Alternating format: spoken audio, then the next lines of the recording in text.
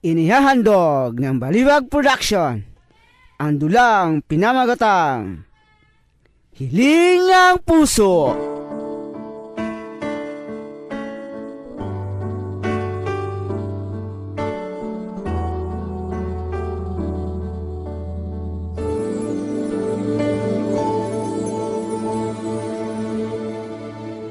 Sadyang walang patid, ligaya at saya, pagmamahal natin ang siyang nadarama. Walang sayang sa ating bawat sandali, di sanay na magkawalay.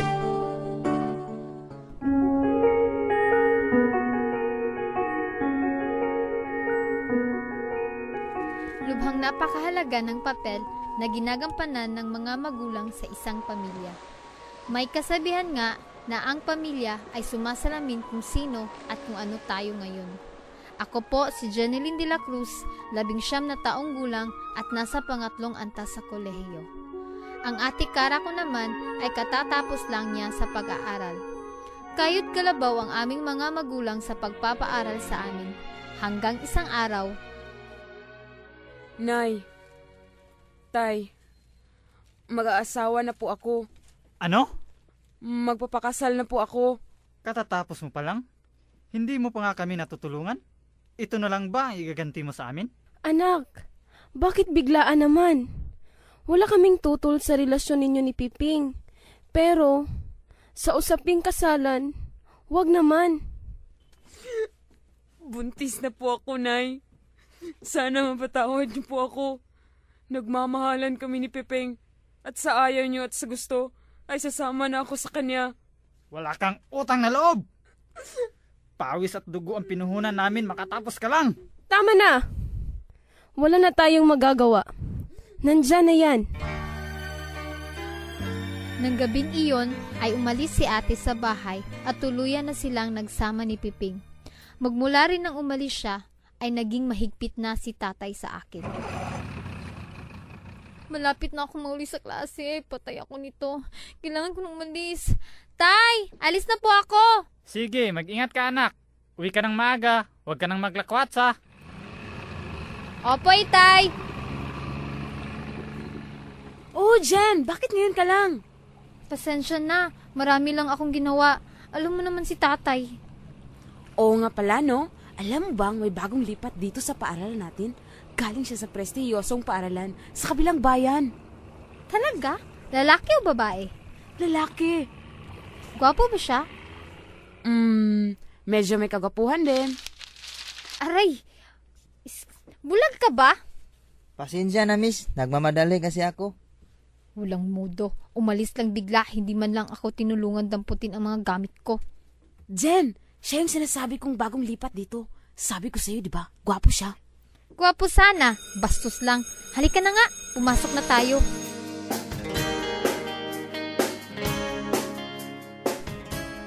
Ay, I really had a bad day. Sa walang sabi, nagbigay ng pasulit ang profesor namin. Nagkaroon naman ng pagsasaulo sa isa pang asignatura.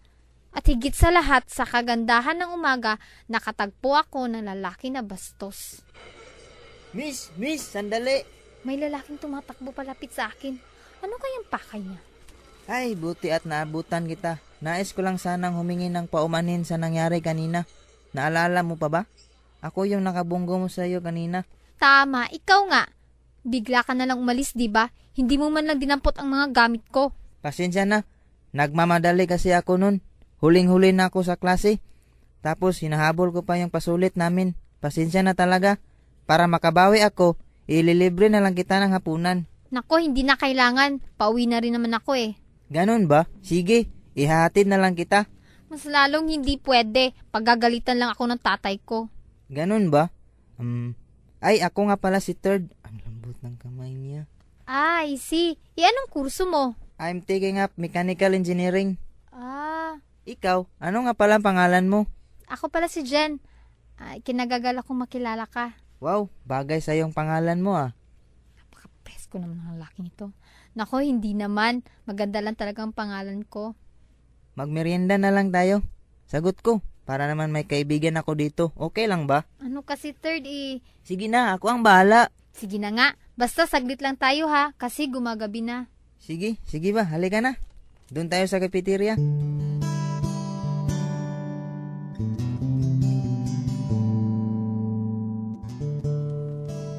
Naku, siguradong pagagalitan ako dito sa bahay. Bahala na nga. Bakit ngayon ka lang? Lumalalim ng gabi ah. Tay, kasi Ano? Gagaya ka na lang rin ba sa ate mo?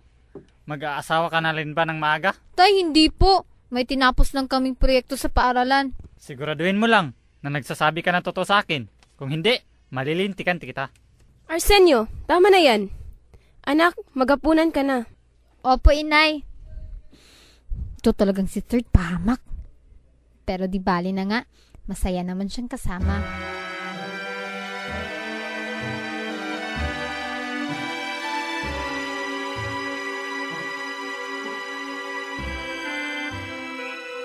Jen, ay salamat. Nakita na naman tayo. Siguradong magiging masaya ang araw ko ngayon. Masaya? Bakit naman? Basta, akin na lang yun. Saan ka patungo? Papunta ako sa science building. Tamang-tama, doon rin ako pupunta. Sabay na lang tayo. Sige, ikaw ba? Jane? Third? Magkakilala kayo? Uy, Insan, kilala mo siya? Oo naman. Magkaibigan kaya kami nito. Teka lang, ba't sabay kayo? Ang liit talaga ng mundo. Magpinsan pala kayo? Saan ang punta nyo? Doon sa science building pare. Doon ang klase namin. Sige pare. Oy, Insan. Mauna na ako sa inyo. Ingat kayo. Sige, Insan. Bumisita ka naman sa bahay namin paminsan-minsan. Oo ba? Pag may panahon ako. Sige pare, mauna na ako sa inyo. Halika na, Jen. At sa paglipas ng ilang buwan ay naging mas malapit kami ni Third. Masaya kaming kasama ang isa't isa. Nakagawian na rin naming kumaing magkasama. Hanggang sa tuluyan na ring nahulog ang loob ko sa kanya. Pero ang lahat ng ito ay tinatago ko lang sa aking pamilya dahil alam ko kung ano ang kalalabasan sakaling malaman nila, lalo na si Itay. Napansin kong iba ka ngayon ha? At tila lumalapit ang loob mo kay Jane. Nahulog ka na ba sa kanya? Sa tuwing kinakausap mo siya, ay nagniningning ang inyong mga mata at may ngiti sa iyong mga labi. Oo nga pare. Gusto ko na siyang suyuin, kaso baka mailap siya. Kung sa akin lang, butong-buto ako sa'yo pare. Pero ang problema ay ng tatay niya kasi pinagbabawalan pa siya magkasyota. Ganun ba? Pwede bang tulungan mo ako? Sige ba? Ako na ang bahala pare, tutulungan kita. Eksperto ako dyan. Basta, wag mo lang payakin ang insan ko. Salamat pare ha, makakaasa ka. Oo nga pala, may handaan kami sa bahay mamayang gabi. Punta ka ha, at sana mapakiusapan mo si Jen na sumama sa'yo mamaya. Sige, susubukan ko. Sana, mapahintulutan ni T. Arsenio si Jane na sumama sa akin. Tao po. Uy, Greg! Naparito ka. Anong sadya mo? Halika, pasok. Nandyan ba si Tio? Ipagpapaalam sana kita. Bakit? Nagkausap kasi kami ni Third kanina. May handaan sa kanilang bahay. Mamayang gabi, nais niyang sanang imbitahan ka. Naku, paano yan? Iwala sa Itay eh. Mamaya pa yun babalik. Ay, ganun ba? Sumama ka na lang sa akin. Hindi magagalit yun. Ako naman ang kasama mo. Tika lang, Insan. Baka pagalitan ako eh. Sige na, Jane. Magbihis ka na. Ako ang bahala. Sige na nga, basta sagot mo ko ha. Ano bang meron? Ayun si Third, Insan. Halika. Ay salamat, nakarating rin kayo. Pasok. Insan, kaarawan pala ni Third ngayon. Bakit hindi mo sinabi? Hindi niya rin sinabi sa akin eh. Halika kayo, tuloy. Feel at home. Third, maligayang kaarawan. Naku, nakakahiya naman, wala kaming dalang regalo. Ito kasi si Insan hindi sinabi sa akin. Sapat na sa akin na nandito ka. Halika, kuha tayo ng pagkain. Hi, Bem! Mommy, coffee time! You like your coffee, no? Yes, Mommy! I like it too, cause it's siksik. What's siksik, Mommy? Siksik, full of nutrients. Kaya, sulit, di ba? What sulit, Mami? It's getting more than what we paid for. I love you, Mami. Kaya, love na love niya. Choose wellness? Choose Coffee Chiki. Nasaan na ba si Insan? Naku, baka umalis na. Ako na lang ang maghatid sa'yo, Jen. Sige, salamat third ha. Gumagabi na kasi. Uuwi na ako. Sige na. Hanggang dito ka na lang. Nandyan lang naman ang bahay namin third eh. Teka lang, bigyan mo muna ako ng ilang minuto. May sasabihin muna ako sa'yo. Hindi mo sana ito mamasamain. Hinahawakan niyang kamay ko. Kapag nakita ka, ako'y nahihiya. At pagkausap, Bakit? Ano ba yun?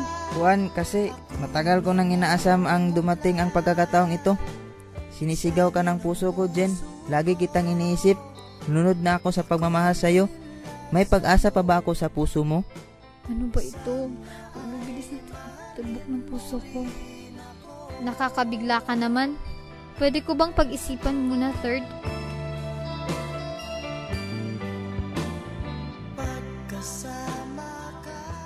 Sana kaya si Jen? Gabing-gabi na. Hihintayin ko na lang siya sa labas. Baka napag-utusan siya ng nanay niya. Teka, parang si Jen yun ah. Puntahan ko nga. Jen? Sino yan? Saan kayo nanggaling? Tay, si third po, kaibigan ko. Magandang gabi po. Anong maganda sa gabi? Sino ka? Hindi kita kilala. Jen, pasok sa bahay. At ikaw lalaki? Uwi! Tay, sobra naman kayo. Ipinahiya niyo ako kay third. Nag-uusap lang naman kami. Ano? Oras na ng gabi, nasa labas ka pa? At may kasamang lalaki? Anong gusto mong isipin ko? Ang nais ko lang naman ay huwag kang matulad sa ate mo. Sa isang iglap lang ay iiwan lang kami ng nanay mo. Inaasahan pa naman namin na matutupad mo ang hangarin mo sa buhay. Anong kaguluhan ito? Anak, ba't ka umiiyak? Kausapin mo yung anak mo. Anak, anong nangyari? Bakit gano'n na lang kagalit ang tatay mo? Kasi nay, nadatan ako ni tatay na may kausap na lalaki. Pero wala naman yun kasi nay, magkaibigan lang kami nun. Diyan yan nagsisimula, Jen. Alam mo na, kaya hindi mo rin masisisi ang tatay mo. Ayaw lang niyang na matulad ka sa ate Kara mo.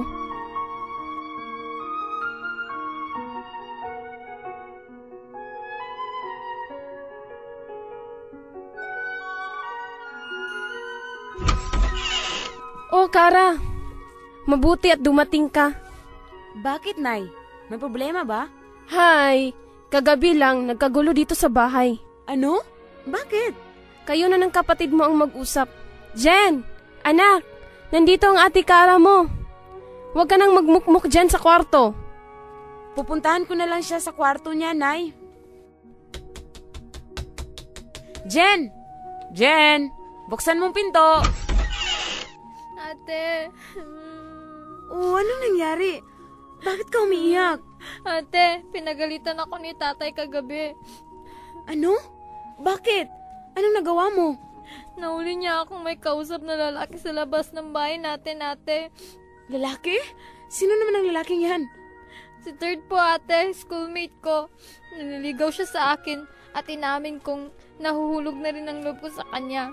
Mabait siya, ate, at dama ko na mahal niya ako.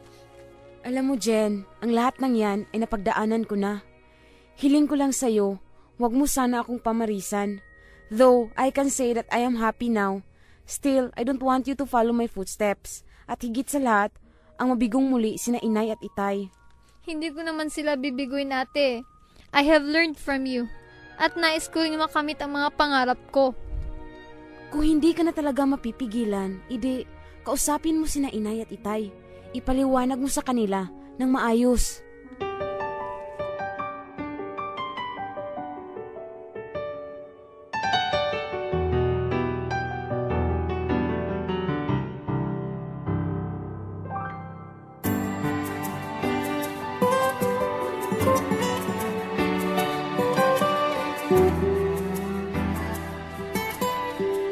Arsenio, masyado ka na yatang nagiging mahigpit sa anak mo. Hindi naman tama na pagalitan mo siya ng ganun. Alam kong natatakot kang matulad siya ni Kara. Pero magkaiba sila. Huwag natin siyang husgahan o pangunahan man lamang. Natuto na siya sa sinapit ng kapatid niya. Pasensya ka na. Hindi ko lang maiwasang ganun ang magiging reaksyon ko.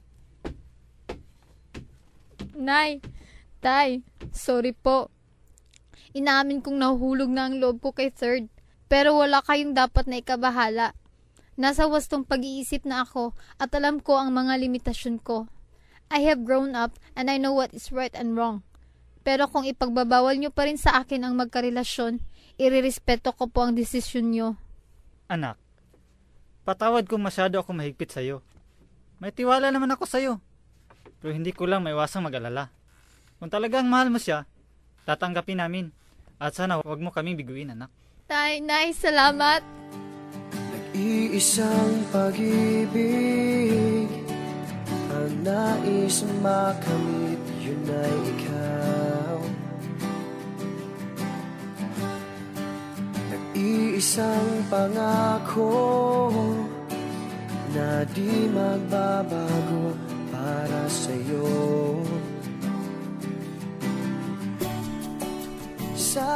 Malaki ang pasasalamat ko nang pumayag na ang aking mga magulang na ako ay magka-boyfriend. Naging masaya kami ni Third. Nakatapos kami sa kolehiyo at sa awa ng Diyos ay nagkaroon ng magandang trabaho. Sa kabilang banda, naging masaya na rin ang relasyon ng ate Kara ko at ng aking mga magulang. At doon ko napatunayan na pawang hangarin ng ating mga magulang ang mapabuti ang ating buhay. May mga pagkakataon mang hindi na natin maintindihan ang kanilang mga kaparaanan, lubos at hangad nila ang ating kasiyahan at kabutihan. Kaya ngayon masasabi kong, I have the best parents and family in the world. They made me become who I am right now.